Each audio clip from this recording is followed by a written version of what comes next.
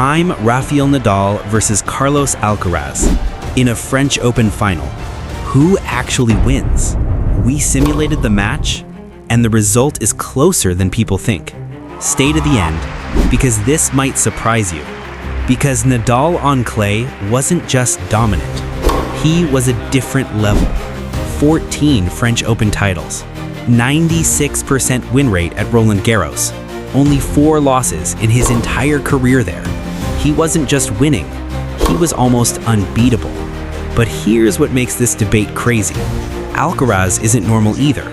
Elite movement, explosive power, and drop shots from anywhere. The question is, can that beat Nadal? On the court he owns? And here's where it gets interesting. Alcaraz is one of the only players ever to beat Nadal on clay as a teenager.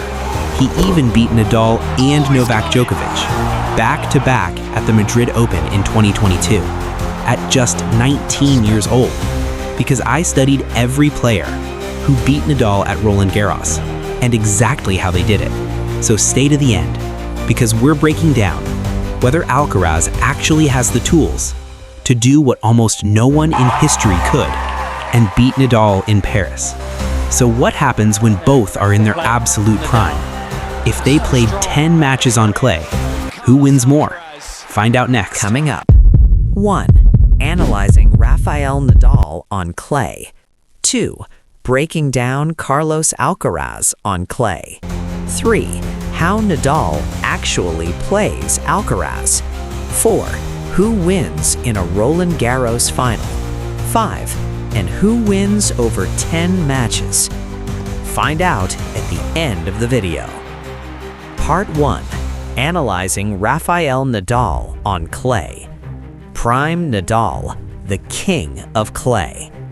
The most dominant athlete ever on one surface.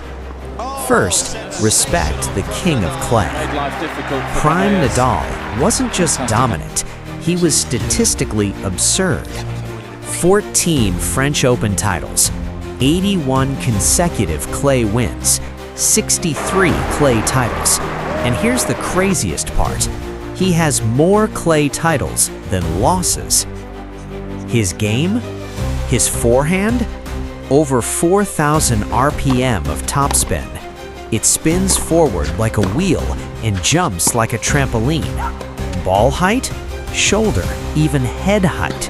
He doesn't just hit you, he pushes you back, breaks your balance, and does it every single shot. Movement, defense.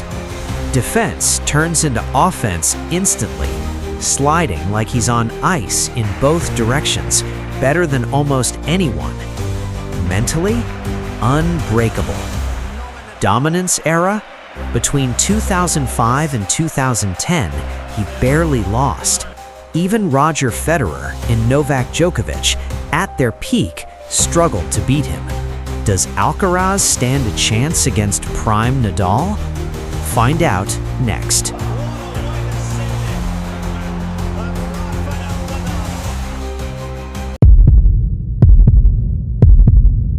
And here's how it gets dangerous for Prime Nadal. The only player who can challenge peak Rafa on clay? Is he actually Nadal 2.0 or something even more dangerous? Nadal is a clay god. However, Carlos Alcaraz achieved a career Grand Slam at 22, a feat Nadal achieved at 24, and one of the most complete all-court players in modern tennis. That's why people compare him to peak Rafael Nadal, because on clay, he doesn't just survive, he dominates. And to be clear, some claims online are exaggerated, but what is real is this. Alcaraz has already proven he can beat the very best on the biggest stages, including Grand Slam finals and elite opponents at the top of the sport. And when he hits top form on clay, he doesn't lose pace, he overwhelms. He's already shown he can handle pressure against legends like Novak Djokovic on the biggest stages. He won 3 Grand Slams against Prime Novak after Djokovic went 10 years not losing at Wimbledon Center Court and Australian Open Final. The best tennis player ever. So why can't he beat Nadal at Roland Garros? So underestimate him at your own peril. Could he beat peak Nadal at Roland Garros? That's where the debate explodes. What makes Alcaraz so dangerous is his style. He hits flatter and faster than most clay court players. He switches instantly into drop shots. He attacks the net like a grass court player. And he constantly changes spin, pace, and angles.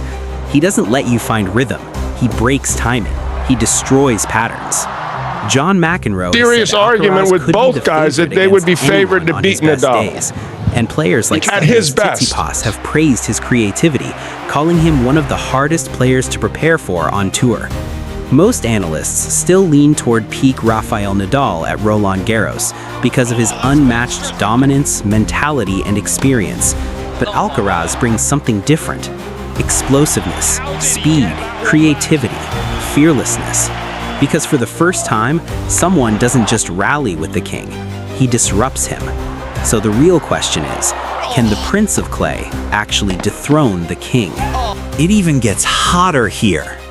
Alcaraz versus Nadal on clay. It gets scary. Part 3.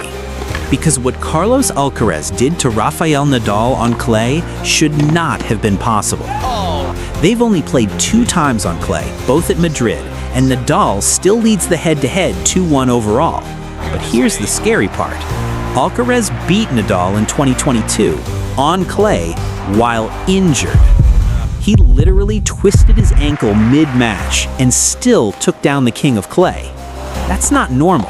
That's a warning. Go back to their first meeting. Alcaraz was just 17 years old, and you could see it immediately. The nerves, the respect, almost fear. He tried to match Nadal's power and spin, but tactically, he wasn't ready. Nadal did what Nadal always does: heavy topspin, deep balls, pushing him back. Alcaraz couldn't create short points, no variation, no disruption. Result? Nadal wins in under 80 minutes. Alcaraz played safe, reactive, predictable. And against Nadal on clay, that's a death sentence. Fast forward to 2022. This is where everything changes. Alcaraz didn't just improve, he came with a plan. From the first point, ultra aggressive. We're talking 19 winners in the first set alone. He flipped the script. Instead of reacting to Nadal, he started dictating everything. But this was the real killer, the drop shot. Around a dozen attempts, most of them successful, perfectly disguised, especially off the forehand. In conclusion, I'm gonna say something controversial. Carlos Alcaraz beats prime Rafael Nadal at Roland Garros. Yeah, you heard that right. Even John McEnroe agrees.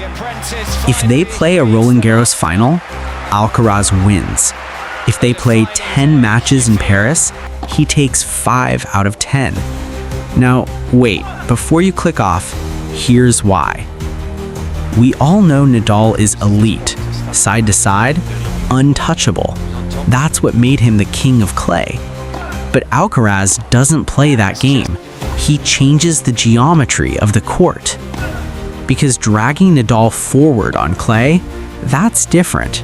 That breaks rhythm. That creates chaos. Drop shots, disguise, relentless variation. Alcaraz isn't just hitting shots.